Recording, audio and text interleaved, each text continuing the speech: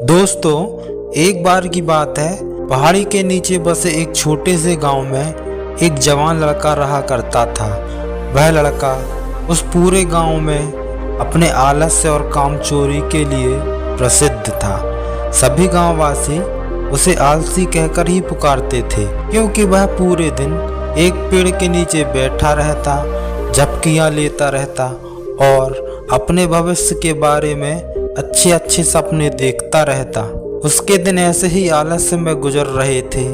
लेकिन एक दिन उस गांव में एक बौद्ध भिक्षु पधारे, जो कि अगले 3 दिनों तक उसी गांव में ठहरने वाले थे।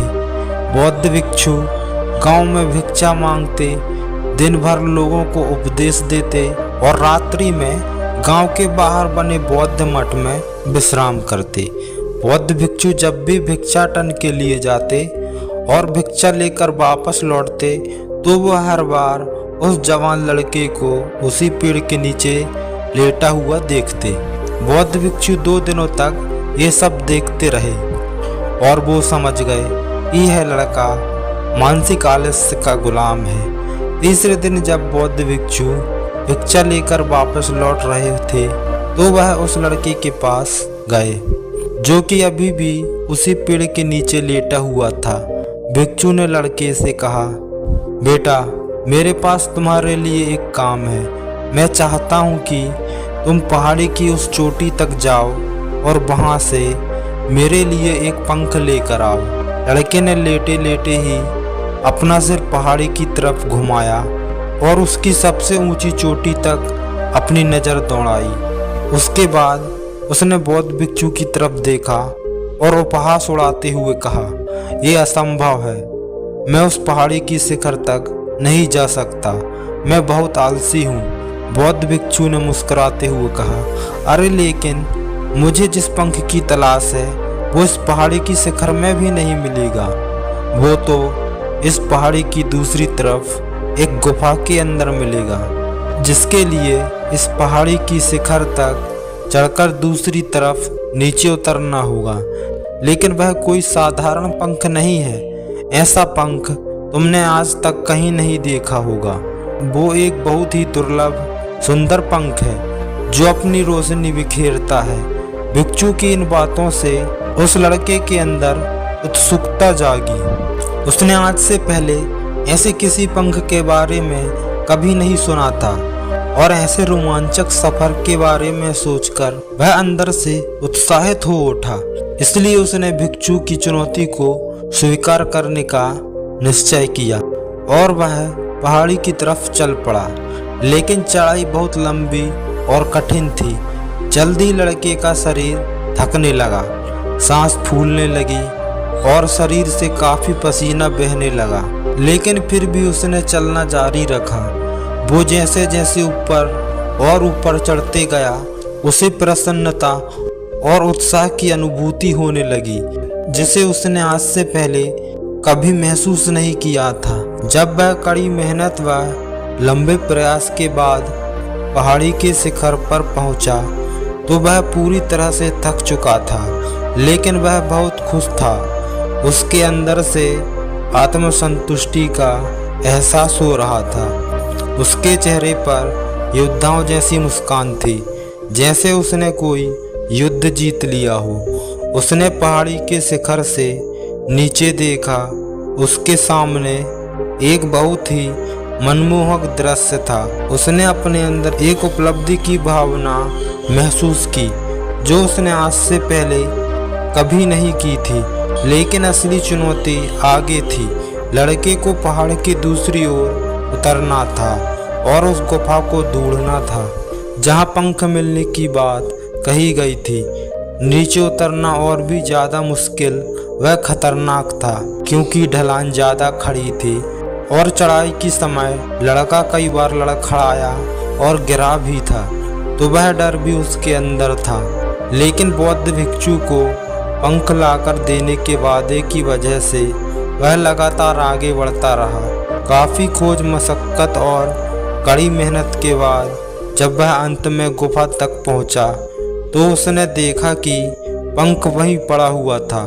जो गुफा के प्रवेश द्वार से छनकर आ रही रोशनी में चमक रहा था। उसने पंख उठाया, लेकिन उसकी सुंदरता को देखकर अचंभित रह गया। वह काफी देर तक पंख को ही घूरता रहा, लेकिन फिर उसे अचानक याद आया कि अभी तो उसे वापस भी जाना है। उसने खुद की तरफ देखा, वह पूरी तरह से थक चुका था। वह चिंतित हो गया कि वह पहाड़ पर कैसे चढ़ेगा और बौद्ध भिक्षु तक पंख कैसे पहुंचाएगा। एक पल के लिए उसने हार मानने के लिए सोचा, लेकिन फिर उसे वह उपलब्धि और गर्व की भावना याद आ गई जो उसने पहाड़ी की शिखर पर पहुंचने पर महसूस की थी। उसे एहसास हुआ कि उसके अंदर इस सफर को दोबारा पूरा करने की ताकत और दृढ़ संकल्प है। वह दोबारा पहाड़ी पर चढ़ने लगा। उसकी मांसपेशियों में दर्द हो रहा था, पैर कांप रहे थे, फेफड़े फटे जा रहे थे। वह कई बार लड़खड़ा कर गिर भी पड़ा, लेकिन उसने हार नहीं मानी। वह खुद को आगे बढ़ाने के लिए लगातार प्रेरित करता जा रहा था। अधिक प्रयास और घंटों की कड़ी मेहनत के बाद जब वो बौद्ध भिक्षु के पास पहुंचा और उनके हाथों में वह पंख रखा, तो उसकी खुशी का ठिकाना ना रहा। उसे महसूस हुआ कि उसने आज अपने आलस्य पर काबू पा लिया है और कुछ महत्वपूर्ण करके दिखाया है। उसके चेहरे पर इतनी खुशी और संतुष्टि का भाव देखकर बौद्ध भिक्षु मुस्कुराए और बोले, बहुत बढ़िया मेरे बच्चे, आज तुमने जीवन का एक बहुत ही बढ़िया सबक सीखा है कि आलस्य कोई ऐसी चीज नहीं है जिसे स्वीकार कर लिया जाए या सहन किया जाए। आलस्य एक चुनौती है जिसे दूर करना होगा। ये एक बाधा है जिसे पार करना होगा और आलस्य को खत्म करने के लिए तुम्हें अपना पहला कदम उठाना ही पड़ेगा। अपने लक्ष्य की ओर चलना ही पड़ेगा और तब तक चलते रहना पड़ेगा जब तक तुम अपनी मंजिल को हासिल नहीं कर लेते। लड़के ने भिक्षु की शब्दों की गहराई और उनके महत्व को समझते हुए हाँ में अपना सिर हिला दिया। आज उसे एहसास हुआ कि वह हमेशा से बड़ी और महान चीज़ों को करने में सक्षम था, लेकिन उसके आलस्य ने उसे रोक रखा था। अब वह जानता था कि उसके पास अपने रास्तों में आने वाली किसी भी बाधा को दूर करने की ताकत और दृढ़ संकल्प है। इसके बाद बौद्ध भिक्षु ने उस लड़के को आशीर्वाद दिया और उस गांव से चले गए। इस कहानी से सीखने वाली बात यह है, जब हम असंभव लगने पर भी अपने लक्ष्य को प्राप्त करने के लिए खुद को आगे बढ़ाते हैं, तब हम अपने अंदर एक ऐसी ताकत और दृढ़ संकल्प की खोज करते हैं जिसके बारे में पहले कभी नहीं जानते थे।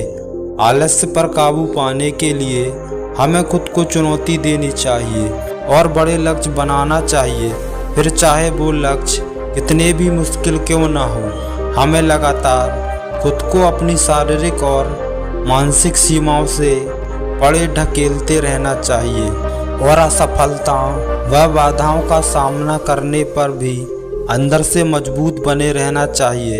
हमें अपने लिए एक नियम बनाकर और उस पर टिके रहकर अपने दैनिक आदतों और दिनचर्याओं में अनुशासन और निरंतरता भी विकसित करनी चाहिए।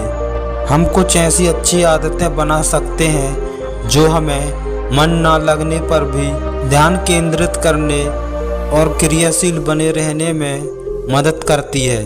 एक और महत्वपूर्ण बात, आलस्य पर काबू पाना मतलब विकास की मानसिकता विकास करना है।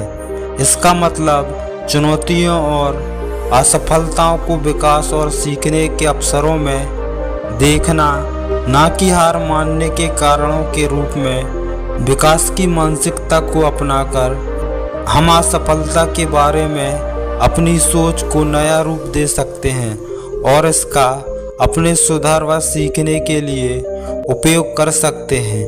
और अंत में हमें अपने आलस्य पर काबू पाने के लिए अपने आराम को छोड़कर जीवन की चुनौतियों और अवसरों को स्वीकार करना ही पड़ेगा।